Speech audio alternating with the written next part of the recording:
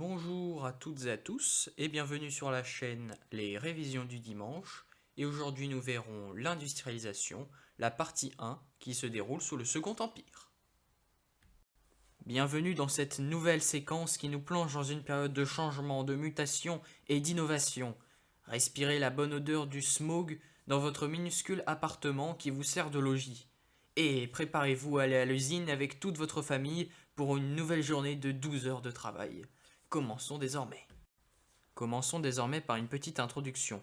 La révolution industrielle apparaît en 1769 avec James Watt qui invente la première machine à vapeur.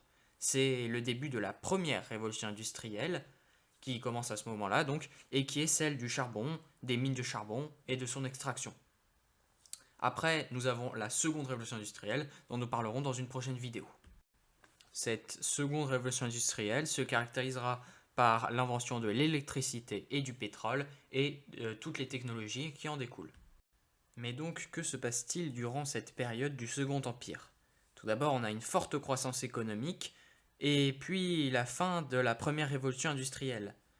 Donc, on a aussi le début de la seconde, notamment durant le tout début de la Troisième République, et une très forte croissance industrielle.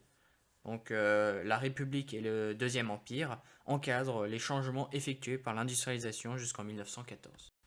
Donc désormais passons à la mutation de la France sous le Second Empire et donc voyons la volonté spéciale de Napoléon. Donc Napoléon III promeut la méritocratie, c'est-à-dire qu'il considère que les compétences doivent primer sur la naissance. Napoléon II encourage aussi l'innovation, notamment dans tout ce qui est outils théoriques, traités et ce genre de choses. Notamment, il ouvre la Société des statistiques à Paris en 1860. Napoléon III veut faire rayonner la France à l'étranger, notamment pour être digne de son illustre oncle. Napoléon III valorise aussi fortement la culture et les arts. Il va beaucoup développer notamment tout ce qui est musée au sein du territoire national. Il veut aussi augmenter la production industrielle pour augmenter le niveau de vie de la population afin d'éloigner le spectre de révolte ou alors carrément de révolution. Passons désormais à l'apparition des expositions et des comices. Tout d'abord, parlons des expositions universelles, notamment celle de 1867 et celle de 1889. Elles permettent de faire rayonner la France de façon internationale. Ils mettent en scène les différentes innovations, mais aussi la réussite de la France. Tout cela pour montrer au monde les nouvelles innovations technologiques et architecturales de l'Europe. Désormais, parlons des comices agricoles. Donc, elles apparaissent sous la monarchie de Juillet, mais ne deviennent obligatoires qu'à partir de 1851, lors de la prise de pouvoir de Napoléon III. Donc, à partir de là, elles seront obligatoires tous les ans et permettent la présentation des innovations agricoles afin de pouvoir mécaniser et faire progresser l'agriculture et les zones rurales en France. Dans cette période, nous pouvons voir le développement des régions industrielles. Tout d'abord, les régions qui produisent le textile, la métallurgie, tout ce qui est en rapport avec la construction, mais aussi l'extraction du charbon dans le nord-est. Donc nous voyons beaucoup de conséquences.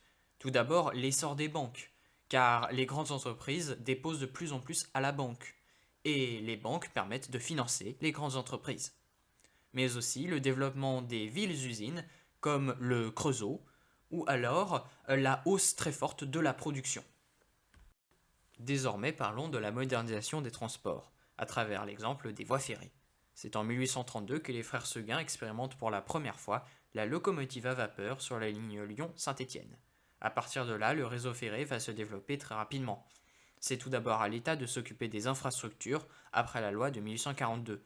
Mais Napoléon III va changer ça et va permettre la privatisation des lignes à 6 entreprises qui vont allier industriels et investisseurs, permettant le développement radical et exponentiel des lignes en France.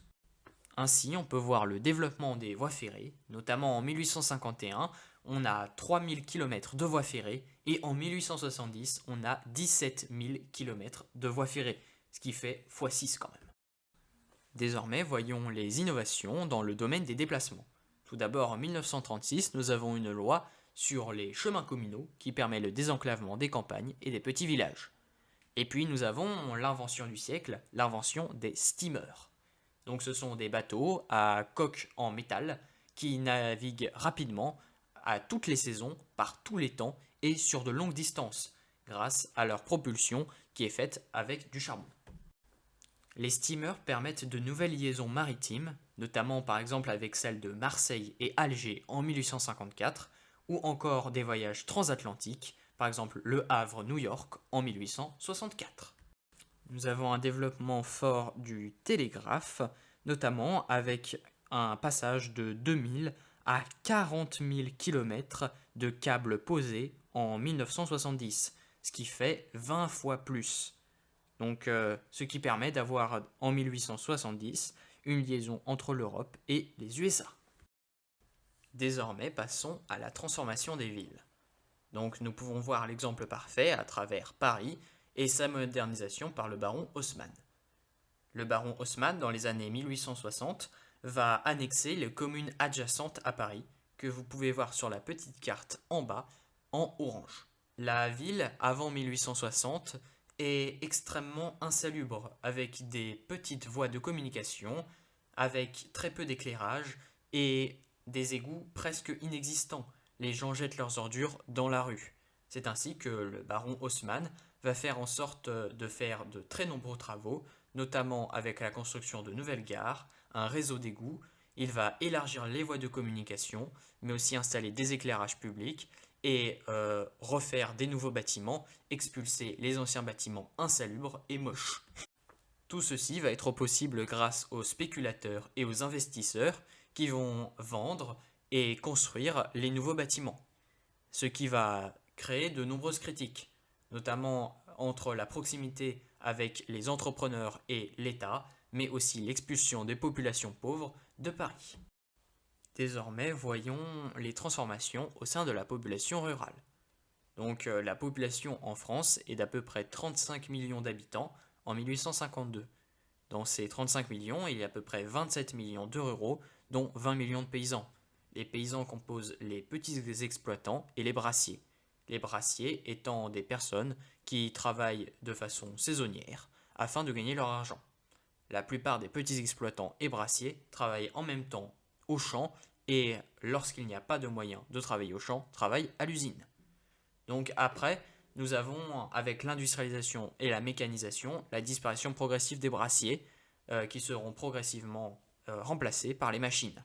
Nous avons aussi une très forte exode rurale et la spécialisation et accroissement des zones cultivables, notamment par exemple la Beauce. Et puis après, nous avons une croissance exponentielle de la population. Désormais, voyons le monde ouvrier. Donc, les années 1870-1875 sont caractérisées par une très forte production industrielle. Le monde ouvrier est ainsi introduit au taylorisme qui consiste au travail à la chaîne. Donc les ouvriers qualifiés, relieurs, typographes, le plus souvent éduqués, sont bien mieux payés que les ouvriers non qualifiés, jusqu'à 4 fois plus. Donc la masse des ouvriers non qualifiés est analphabète ou pas, ça dépend. Et puis après, nous avons aussi la masse des femmes, qui sont encore moins payées que les ouvriers non qualifiés. Et puis après, nous avons la masse des enfants, qui sont payés encore moins que les femmes. Quant à eux, les artisans sont le plus souvent leurs propres patrons. Désormais, parlons du monde ouvrier. La majorité des ouvriers vivent dans la misère et s'entassent dans des logements très souvent insalubres qui ont une ou deux pièces pour une famille entière et des fois avec une seule fenêtre ou même sans fenêtre, voire l'impôt sur les fenêtres. Désormais, parlons du monde patronal. Nous voyons un très fort essor des grands entrepreneurs et des industriels. C'est alors l'âge d'or du capitalisme et son développement exponentiel, mais aussi une augmentation très forte de la production et une place croissante en politique des grands entrepreneurs et des industriels comme la famille Schneider. De nombreux patrons vont trouver une nouvelle manière de gérer leur entreprise qui se base sur le paternalisme. Mais qu'est-ce que le paternalisme ? Eh bien, c'est la prise en charge des besoins des employés pour créer une dépendance ou alors pour les combler afin de les rendre plus dociles et plus obéissants. Donc l'employeur se comporte ainsi comme un père, ce qui va mener à la création de nombreuses villes-usines où les personnes vivent à l'endroit où ils vont travailler et où les enfants à l'école apprennent à travailler à l'usine. Désormais, voyons les progrès dans l'univers du travail et les droits des travailleurs. Tout d'abord, nous avons une opposition de plus en plus forte entre le patronat et les ouvriers et la mise en place à cette époque de mutuelles de secours des ouvriers pour que les ouvriers puissent enfin être soignés et puissent aussi être payés alors qu'ils sont malades, ce qui était impossible avant cette date. La loi de 1864 autorise enfin la coalition et la manifestation, à condition de ne pas déranger les personnes qui travaillent et de ne pas user de la violence, sinon la police intervient. Malgré cela, tout ceci ne sera pas assez pour beaucoup de personnes et un très grand nombre de manifestations vont se dérouler à partir de 1865.